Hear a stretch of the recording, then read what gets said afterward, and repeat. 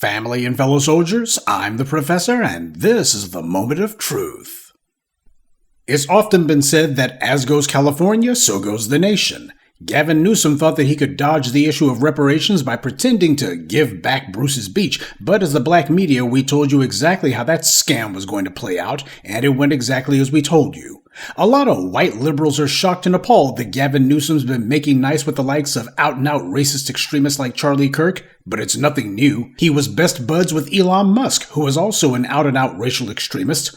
A lot of Californians have been dismayed, if not outraged, by Governor Newsom's lack of preparation for the inferno that engulfed LA, and also his dysfunctional response in the aftermath. But they shouldn't be. The LA wildfire inferno that ravaged the city destroyed countless homes, but it wasn't just in Los Angeles. The fires also devastated places like Altadena, which is in Los Angeles County and only 15 minutes outside of LA itself.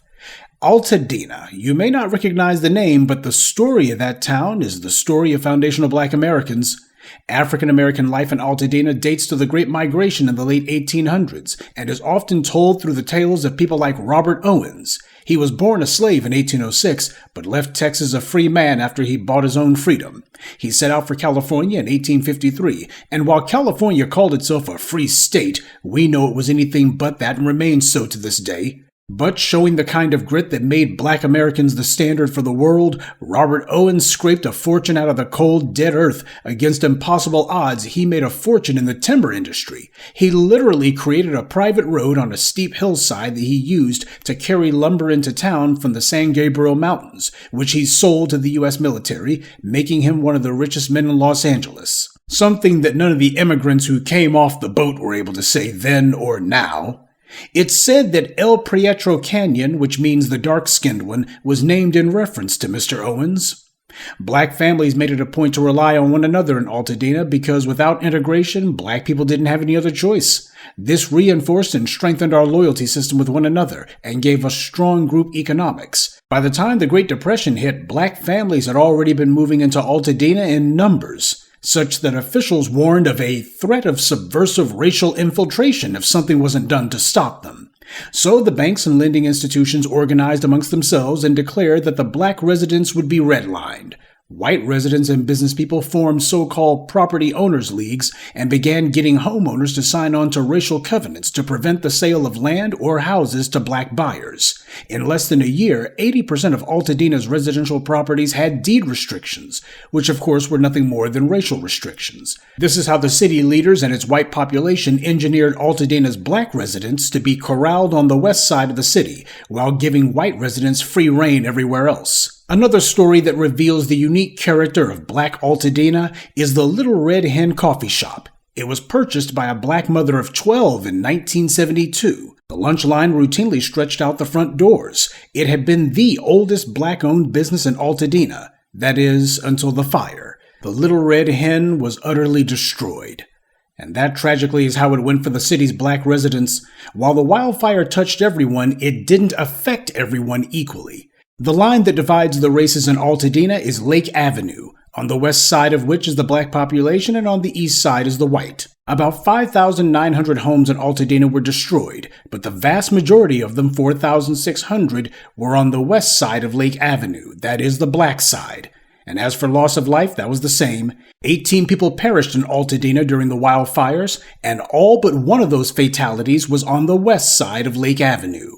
And even the one death that occurred on the east side was practically on Lake Avenue itself. And it's no coincidence that the fire took the path it did. Whereas white residents were not restricted in their business practices or home ownership, this allowed them to have the resources in order to have houses that were further apart on larger pieces of land, compared to the black residents who had been forced into densely concentrated areas and houses that were right next to one another. So when the fire came through, it got them all. The inferno in Altadena utterly destroyed the entire black enclave, leveled it. It reminded me of the fire equivalent of Hurricane Katrina, and just like after Hurricane Katrina, the black residents are being pounced on by would-be opportunists who think that the black residents will be easy prey, only too happy to sell their property to anyone who offers them anything for it. After all, their entire enclave has been reduced to ashes, courtesy of white supremacy. The insurance companies, the same types of entities who racially redlined Altadena's black residents, are now telling those same black residents that they won't cover the total costs of reconstruction. Dozens of homes have already transferred ownership, with another couple dozen on the market. Reports are that a number of these buyers are developers from outside of Los Angeles, and many of them are from outside the United States.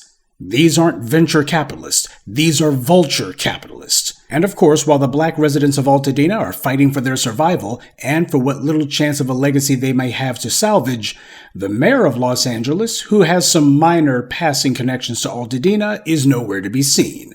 And she's not alone. This is the problem with the black misleadership class. White power selected these tools and set them up to be empty suits. They would claim that their being elected erases all the racist sins of the past, and now everyone can be one big happy kumbaya. But of course, when black people voice their needs, they get ignored, and only black people.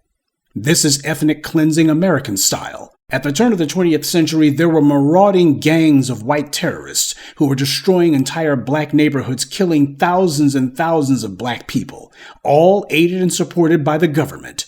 After the 1920s, however, they began to rely on strictly administrative means to do the same thing, because industrialization had made it where simply creating an interstate highway could be used as the perfect excuse to bulldoze entire black neighborhoods. It wasn't that they didn't want to send in the marauding white gangsters. It was just a matter of mechanization was far more efficient. And this is exactly what happened. Weaponizing infrastructure projects against black residents has been one of white supremacy's most frequently used means of ethnic cleansing, and making sure that after a disaster, only the black residents are frozen out of resources and denied any means to rebuild their lives is another. What's happened in Altadena is just one of countless examples of why we require reparations. For hundreds of years now, we have been cut off at the knees deliberately. Whenever we gain a foothold, both white governmental and business leaders as well as residents band together to target us and oppress us and try to erase whatever gains we may have.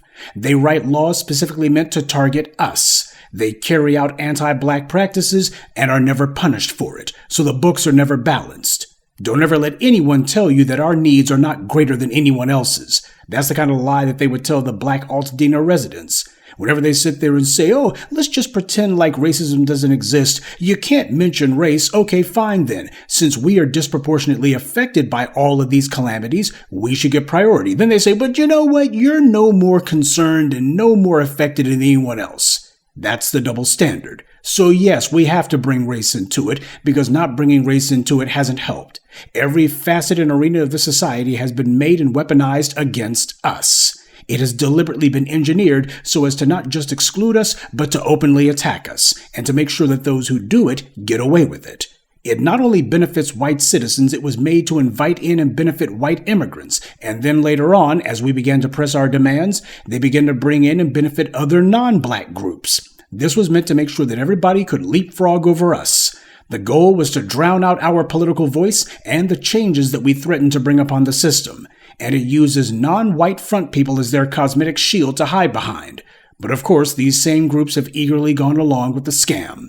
No matter what the white media and its shills may tell you, it does very little good to outlaw racial covenants and other forms of anti-black housing discrimination if you don't also penalize the banks who redlined FBAs and the racist homeowners who enact and practice this systemic anti-black racism.